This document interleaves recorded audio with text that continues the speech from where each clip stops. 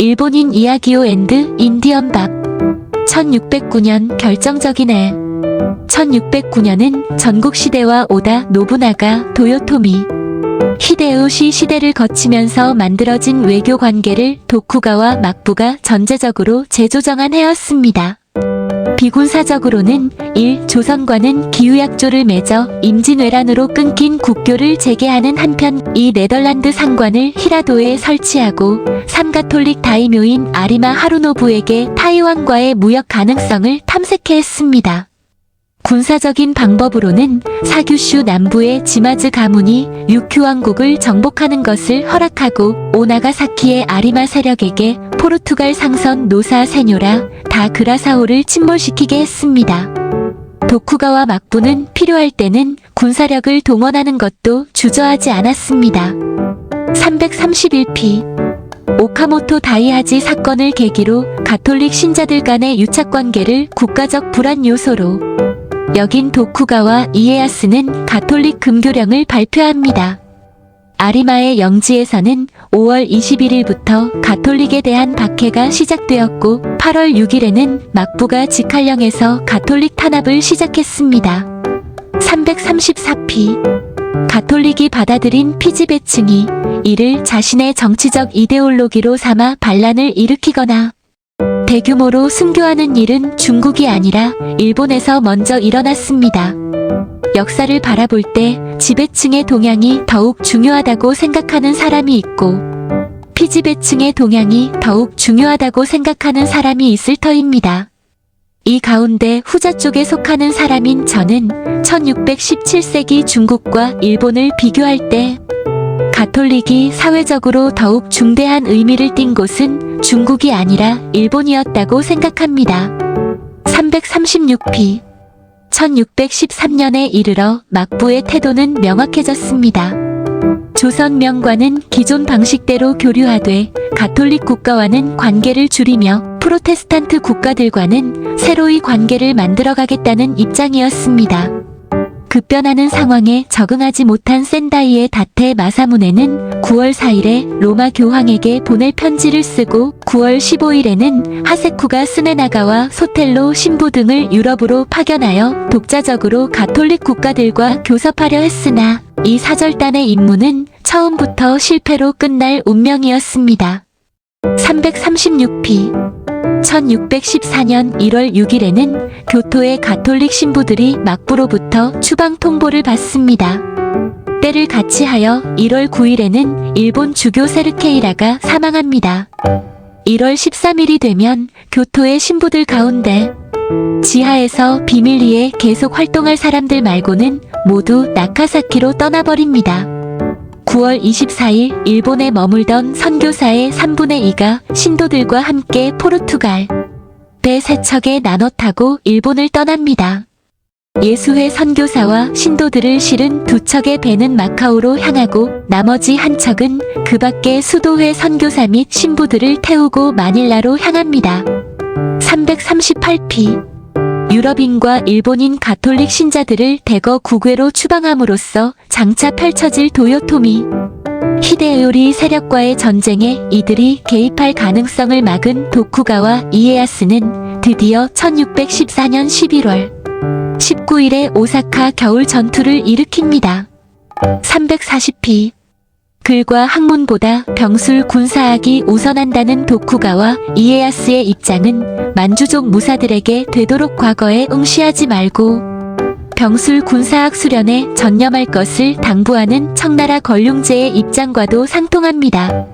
1719세기 동중국해 연안 지역에서 중국과 일본의 지배층은 지향점이 비슷했고 조선의 지배층은 아주 달랐다는 사실을 알 수 있습니다. 343피 도요토미 히데요리가 다시 방어 태세를 갖추는 것을 본 도쿠가와 이에야스는 히데요리 측에게 오사카성에서 나가든지 론인들을 내보내든지 하라고 요구하지만 거부당합니다. 이에 1615년 5월 6일에 오사카 여름 전투가 시작되어 8일 만에 오사카성이 함락됩니다. 참가한 병력은 도쿠가와 측이 15만 5천 명, 히데요리 측이 5만 5천 명이었습니다. 임진왜란 당시 일본군의 병력에 육박하는 병력 규모입니다. 343피. 도쿠가와 이에야스는 삶의 마지막에 자신의 위협을 후손들에게 남겨주기 위해 억지를 부리면서까지 오사카 전투를 일으켜 도요토미 가문을 제거했습니다. 그는 임시로 일본을 관리하다가 히데요리가 자란 뒤에 권한을 넘겨주라고 한 히데요시의 유언을 뒤집어 처음부터 이에야스 자신에게 일본을 다스릴 권한을 주었다는 권력 승계의 내러티브를 만들어냈습니다. 343피. 사실상 이 모든 것이 정치입니다. 오다 노부나가는 무조건 밀어붙이는 정치를 펴다가 부하에게 배신당했고 도요토미 히데요시와 도쿠가와 이에야스는 군사력과 계력을 총동원해서 일본을 차지했습니다.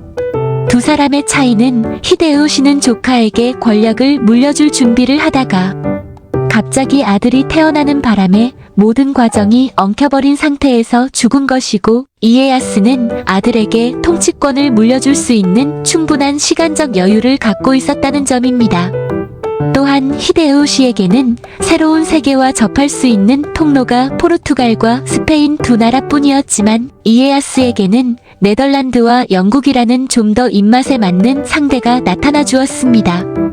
이것이 이에야스의 행운이었습니다. 이에야스는 후손들에게 일본을 물려줄 준비를 모두 마치고 나서 1년 뒤인 1616년 4월 17일에 죽음을 맞이했습니다.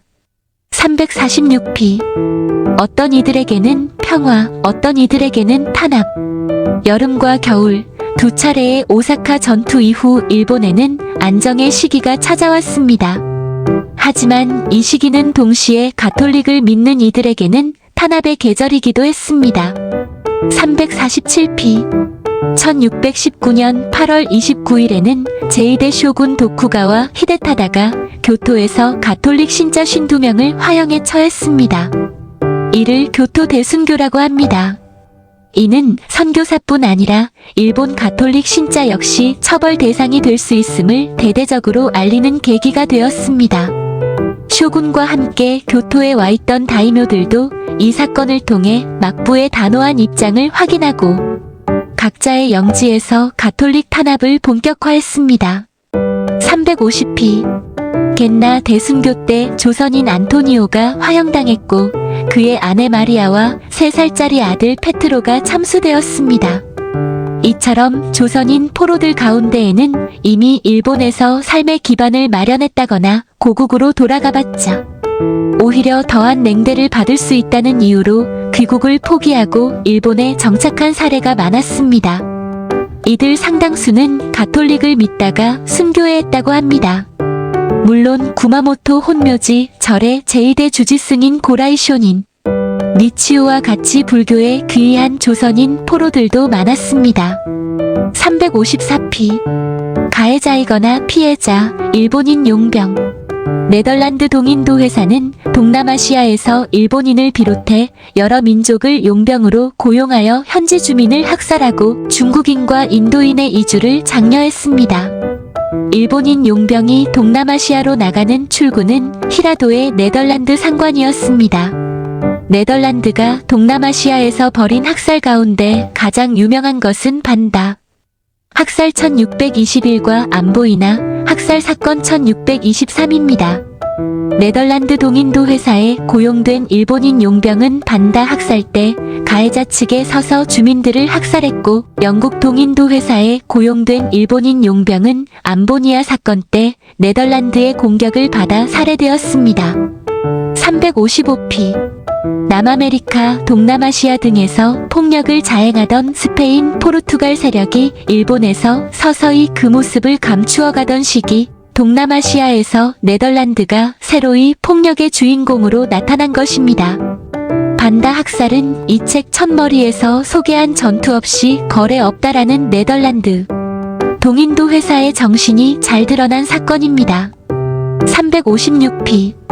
포르투갈과 명나라가 마카오와 펑우 제도에서 네덜란드 군에 승리한 덕분에 조선은 반다의 학살자가 파견한 네덜란드 원정대의 공격을 받지 않은 것이라고 생각할 수도 있습니다. 하지만 1622년 바타비아에서 히라도로 가던 드 혼트호가 표류하는 바람에 조선 해안에 접근했다가 강력한 공격을 받고 후퇴하는 등 조선의 방어력도 네덜란드가 전해 들은 것 이상으로 강했습니다. 그리고 얀스 벨테브레이 한 국명 박연가 제주도에 표착하는 것은 이로부터 5년 뒤인 1627년의 일입니다. 358피. 이 같은 국제전쟁에서 일본인 용병은 마치 같은 시기 유럽의 용병들처럼 주인을 가리지 않고 전쟁을 직업으로 삼았습니다. 1621년 반다 학살 때는 네덜란드 동인도 회사에 속한 일본이 용병이 학살의 가해자였고 1622년 마카오 공격 때는 네덜란드 동인도 회사에 속한 일본이 용병이 전사했습니다. 1623년 안보이나 학살 사건에서는 영국 동인도 회사에 속한 일본인 용병이 학살의 피해자였습니다. 358피. 1624년 펑우 제도에서 철수한 네덜란드는 오늘날 타이완, 남부의 타이난 안핑 지구에 해당하는 타요우안에 성을 쌓았습니다. 이 타요우안을 한자로 대원, 대만 등으로 표기한 것이 오늘날 타이완 섬 전체를 가리키는 이름이 되었습니다. 360피. 이러한 일련의 사건을 통해 알 수 있는 것은 북쪽에서 만주, 몽골의 연합 정권인 후금국과 싸우던 명나라도 그리고 100년간 내전을 치러 국력이 피폐해진 일본도 유럽 국가들을 군사적으로 물리칠 정도의 역량을 지니고 있었다는 점입니다. 명과 일본이 포르투갈과 네덜란드 동인도 회사에 승리한 뒤에 마카오와 히라도 대지마를 열어준 것은 일종의 유화 전략이었습니다. 361피. 타이완 네덜란드 동인도 회사의 조치에 불만을 품고 있던 도쿠가와 막부도 일본에 오는 네덜란드 선박을 억류하고 네덜란드 상관을 폐쇄하는 보복 조치를 단행합니다. 1632년에 이르러 네덜란드 측이 이 사태의 책임자인 피테르 나위츠를 막부에 넘겨주고 나서야 막부는 네덜란드의 일본 무역을 재개하도록 했습니다. 이때부터 네덜란드는 다른 나라와 다르게 일본에서만큼은 저자세 외교를 펼치며 종교와 무관하게 무역상 이익만을 얻는 길을 택했습니다. 이런 태도는 유럽 다른 나라는 물론 네덜란드 내부에서도 비판의 대상이 됐습니다. 364피. 야마우치 선생은 과거와 같이 일본 또는 동아시아라는 틀로 역사를 보는 것만으로는 이와 같은 글로벌한 움직임을 이해할 수 없다고 주장합니다. 이런 지적은 일본에만 해당되는 것이 아닙니다. 저는 일본에서 만들어졌으나 현재는 일본에서도 가급적 쓰지 않는 국사라는 개념을 여전히 버리지 못하고 있는 한국 사회에 야마구치 선생의 주장과 같은 글로벌한 관점이 더욱 필요하다고 생각합니다. 370피.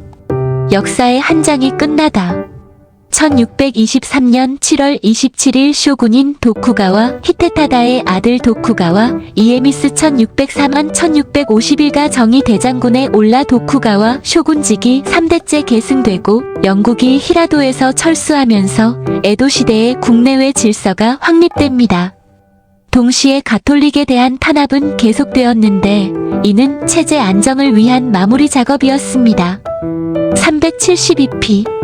일본에서 탄압이 갈수록 심해지자 유럽의 가톨릭 신부들은 베트남과 타이완에서 새로운 가능성을 찾기 시작했습니다. 1624년에는 네덜란드가 타이완 남부를 지배하기 시작합니다. 373피. 이렇게 가톨릭 신자들을 잇따라 처형하면서 막부의 가톨릭 금지 정책은 점점 더 형태를 갖춰가기 시작합니다. 1629년에는 나가사키에서 후미에 제도가 시작됩니다. 후미에 제도란 아기 예수를 안고 있는 성모 마리아가 새겨진 동판을 밟음으로써 스스로 가톨릭 신자가 아님을 증명하는 절차입니다. 이 제도의 도입으로 가톨릭 신자가 적지 않게 적발되었고 일본에서 가톨릭 신자가 거의 사라진 뒤에는 일종의 신년 풍습처럼 정착되었습니다. 이듬해 1630년에는 가톨릭에 관한 책을 수입하는 것도 금지되었습니다. 375피. 1634년에 막부는 나가사키에 세국 정책의 일환으로 부채꼴 모양의 인공섬인 데지마를 건설해 해외 무역과 왕래를 이곳으로만 제한하는 조치를 취합니다. 네덜란드 동인도 회사도 이곳에 상관을 설치하고 막부의 지시를 따라야 했습니다.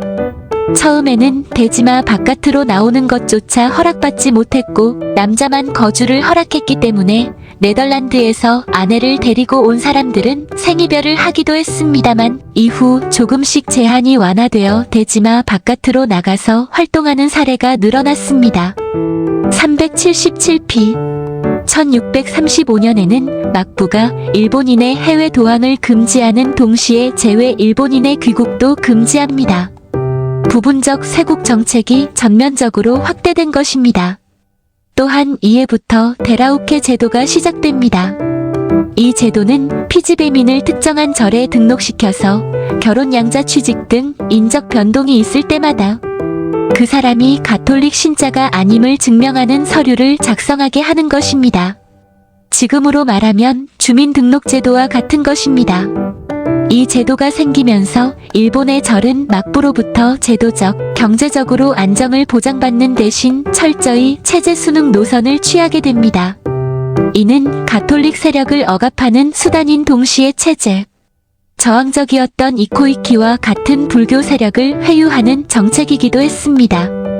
378p 병자호란이 발발하고 조선이 청나라에 철저하게 패하면서 조선은 임진왜란의 복수를 실현할 가능성을 최종적으로 상실하게 됩니다. 병자호란에서 인조가 항복한 뒤에 맺은 정축화약군 신관계를 골자로 청과 맺은 11가지 항목의 조약에는 신구의 성벽은 수리하거나 신축하는 것을 허락하지 않는다는 규정이 포함되어 있었습니다. 북동 유라시아 동부 내륙부에서 한인 만주인 몽골인 조선인의 싸움이 계속되고 그 와중에 조선이 만주의 후금국으로부터 최종 공격을 받은 1636년 일본에서도 16세기 중기부터 이어지던 가톨릭 문제의 최종 국면이 박해 추방 반란이라는 형태로 펼쳐지고 있었습니다. 380p 막부는 가톨릭 국가인 포르투갈, 스페인과의 관계를 일절 단절하고 국내 가톨릭 신자를 말살하는 세국 정책을 펼칩니다. 그러면서도 프로테스탄트 국가인 영국, 네덜란드를 새로운 무역 상대국으로 선택하여 두 나라를 견주어 보다가 최종적으로 네덜란드를 무역 상대국으로 결정하는데 이런 일련의 과정을 통해 이른바 세국 체제가 완성됩니다. 386p 이리하여 도쿠가와 막부는 4개의 교역 창고 시스템을 완성했습니다. 이 과정을 보면서 저는 도요토미 히데요시가 망상에 빠져서 망쳐놓은 국가를 도쿠가와 이에야스가 수습했다기보다는 오다 노부나가와 도요토미 히데요시의 체세 덕분에 한껏 넓어진 일본의 국제적 활동을 도쿠가와 이에야스가 제한함으로써 무사 집단의 이익을 지키려 했다고 생각합니다. 대외적으로는 무역이 번성하고 일본인들이 화교처럼 일본 바깥의 집단으로 거주하는 한편 대내적으로는 경제성장에 따라 정치적 자유를 요구하기 시작하는 가운데 피지배민들이 무사 집단에 도전하는 상황을 도쿠가와 이에야스가 끝내려 한 것입니다. 데런 에스모글루와 제임스 로빈슨이 쓴 국가는 왜 실패하는가에서 설명하는 방식으로 말하자면 도쿠가와 이에야스는 지배 엘리트인 무사 집단의 이익을 보장하기 위해 일본이라는 나라의 성장을 중단시켰습니다. 392p 도쿠가와 막부가 전쟁 없는 200년의 치세를 만들어낸 것은 물론 대단한 일이지만 그 후로도 계속 전쟁을 치르면서 기술을 개발하고 효율적인 정치 경제 시스템을 만들어낸 유럽과는 격차가 더욱더 벌어질 수밖에 없었습니다. 1617세기 북동 유라시아의 동쪽 끝에서 중화 문명권, 인도 문명권, 유럽 문명권의 경계 지역에 위치한 일본은 맥릴 선생의 말처럼 변경 국가로서의 가능성을 누릴 기회를 잠시 가졌습니다. 그러나 16세기에 경제적으로 성장한 피지배 집단이 불교 이념을 내세워 이코이키를 일으켰던 것처럼 17세기 일본이 변경 국가로서 계속 성장했다면 오히려 경제적으로 성장한 피지배층이 그리스도교 이념을 내세워 무사계급의 독점적 지배를 전복시켰을지도 모릅니다. 실제로 가톨릭 반란인 시마바라 봉기가 일어난 것이 이런 의심을 뒷받침해줍니다. 오다 노부나가의 손자인 오다 시데노부의 포교 사례에서 보듯이 당시 일본 지배층 구석구석까지 가톨릭 신앙이 침투되어 있었던 상황에서 도쿠가와 이에야스는 무사 집단의 권력 독점을 위해 일본의 국가 성장을 멈추는 길을 택한 것입니다. 394피 나오며 에도시대 200년간 외부로부터 고립되어 있던 가쿠레 기리시탄들은 1617세기에 대양을 건너 일본으로 온 가톨릭 신부들이 가르쳐준 성경의 내용을 입에서 입으로만 전승해오다가 본래 뜻을 잊어버렸습니다. 그러다가 자연스럽게 가톨릭과 다른 신앙 체계를 익히게 되었고 수백 년간 고립된 채 자신들의 존재와 신앙을 지키기 위해 말 그대로 목숨 걸고 노력했습니다. 그런 만큼 자신들의 존재에 대한 자부심도 컸습니다. 오늘날에도 일부 가쿠레 기리시탄들은 자신들의 신앙이 가톨릭과 다르다고 생각하고 가톨릭과 통합되는 것을 거부하고 있습니다. 404피 오다 노부나가가 구상하고 도요토미 히데요시가 시도했으며 도쿠가와 이에야스가 마무리한 일련의 과정은 그 후 상당 기간 일본인들의 정치 군사적 행동을 제약했습니다. 406피 동부 유라시아 동해안에서 일어난 일본과 유럽과의 접촉이 새로운 세계관과 과학기술을 일본에 제공했다면 그리고 유럽인이 전해준 가톨릭이라는 종교가 피지배민들에게 통치자에 저항할 수 있는 이데올로기를 제공해 주었다면 한반도에서 전개된 임진왜란은 일본의 능력에 한계가 있음을 확인시켜 주었습니다. 가톨릭을 이데올로기 삼아 자신들을 탄압한 도쿠가와 막부에 맞서서 살아남은 가쿠레 기리시탄의 경전 천지 시작에 대하여에서 고토열도의 고려섬 전설과 구약 성경의 소돔과 고모라 전설이 합쳐진 것은 1617세기 일본의 역사를 상징합니다. 406피 1719세기 일본 사회를 이끌어간 것은 일고대와 중세로부터 근세로 이어진 불교의 각 종파이 일본의 전통적인 시가인 와카를 짓고 감상하는 학문을 총칭하는 가학 3주자학과 양명학 4병하고 가톨릭 신앙이 소멸한 자리를 메우듯이 새로 등장한 네덜란드 학문인 나낙 6 일본적 학문이라는 뜻의 국학을 들 수 있습니다. 1719세기 일본에서 다양한 사상이 나타날 수 있었던 것은 무엇보다 당시 일본의 획일적인 교육을 지향하는 과거 제도가 없었고 경제 상황이 괜찮았기 때문입니다. 사람들을 먹여 살릴 수 있을 만큼 당시 일본의 경제력은 전반적으로 양호했습니다. 이러한 환경에서 탄생한 것이 오늘날 전 세계 사람들이 일본하면 떠올리는 일본적인 예의와 정중함입니다. 407피